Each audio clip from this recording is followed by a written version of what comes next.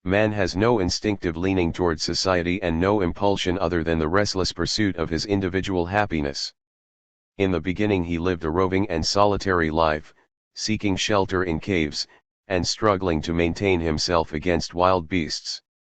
The first step toward civilization was the accidental discovery of fire. Gradually he learned to shelter himself in huts and to clothe himself with skins. Language originated from the cries by which instinctively he expressed his emotions.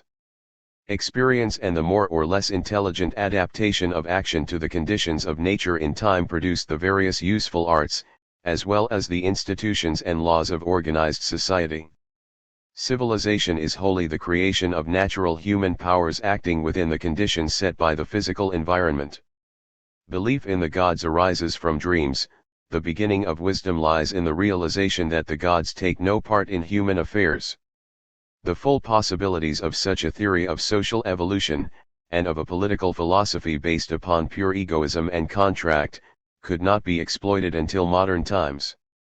Then it was revived, and the political philosophy of Hobbes in its underlying materialism, its reduction of all human motives to self-interest, and in its construction of the state upon the need for security is remarkably like Epicureanism. In the ancient world the drift of thought was against its most vital element, its attack upon religion and superstition, for the importance of religion among human interests was pretty steadily on the increase.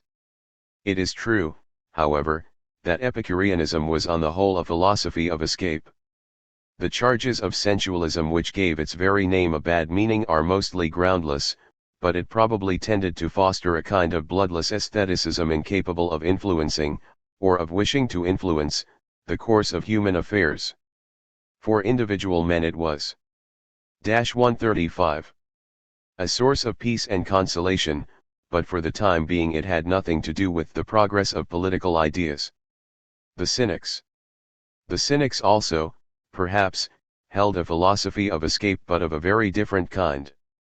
More than any other school they formulated a protest against the city-state and the social classifications upon which it rested, and their escape lay in the renunciation of everything that men commonly called the goods of life, in the levelling of all social distinctions, and in abandoning the amenities and sometimes even the decencies of social conventions.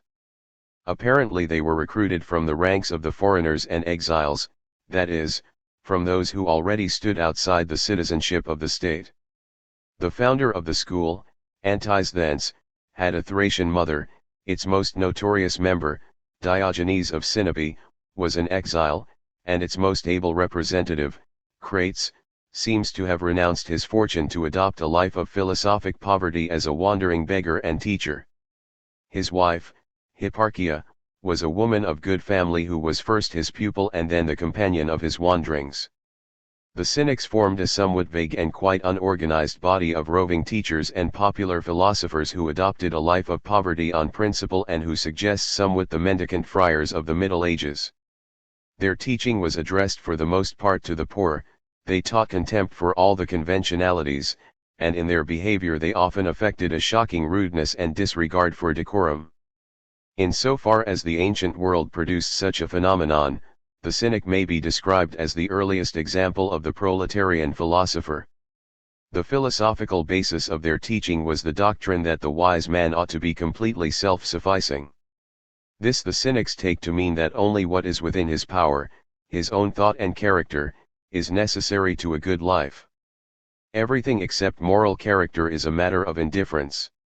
Among things indifferent the Cynic includes property and marriage, family and citizenship, learning and good repute, and in short all the pieties and conventions of a civilized life.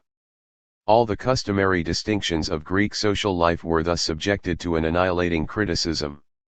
Rich and poor, Greek and barbarian, citizen and 4-136. Einer, freeman and slave, well-born and base-born are all equal, for they are all reduced to the common level of indifference.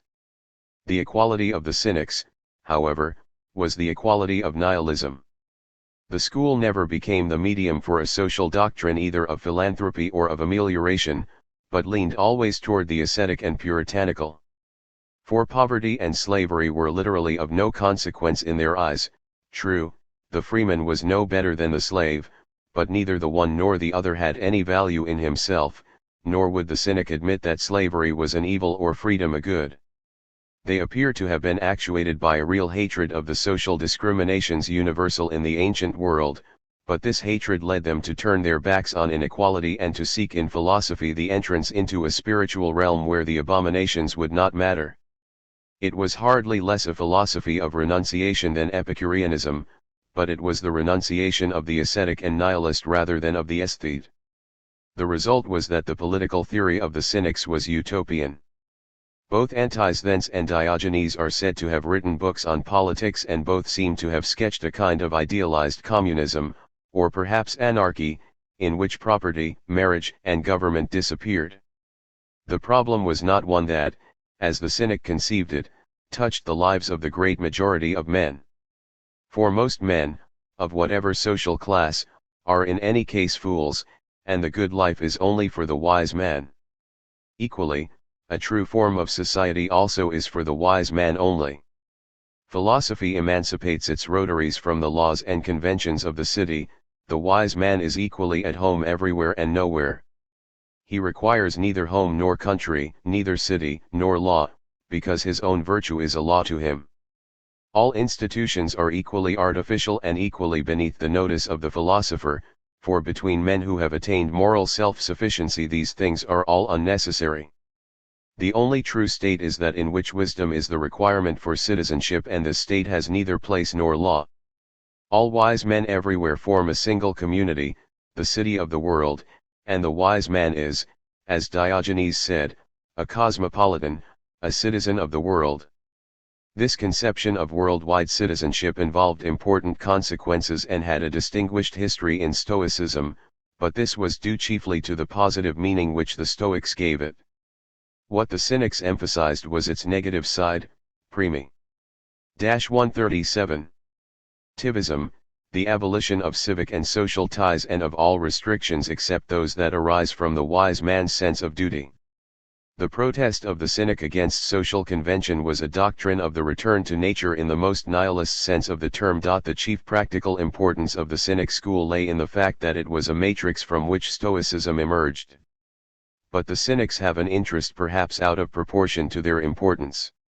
After an interval of more than 2,000 years, it is not easy to recover the obscure elements of political thought and those not in accord with the more vocal classes in the state. The rise and spread of cynicism shows that, even as far back as the time of Socrates, there were some upon whom the institutions of the city-state bore heavily and who saw in it by no means an object to be idealized. With Plato and Aristotle in opposition, these men were bound to be minor prophets. Yet what they saw at the beginning of the 4th century of the declining importance of the city-state was only what all men saw by the end of the century. Chapter 8. The Law of Nature. In the history of political philosophy, the death of Aristotle in 322 marks the close of an era, as the life of his great pupil, who died the year before him, marks the beginning of a new era in politics and the history of European civilization. The failure of the city-state is drawn like a sharp line across the history of political thought, whereas from this date forward its continuity is unbroken down to our own day. As Professor A. J. Carlyle has said, if there is any point where the continuity of political philosophy is broken, it is at the death of Aristotle. 1. The rise of Christianity produced, by comparison, only superficial changes in its course, and however great the later changes in political thought, they were at all events continuous, from the appearance of the theory of natural law in the Stoic school down to the revolutionary doctrine of the rights of man.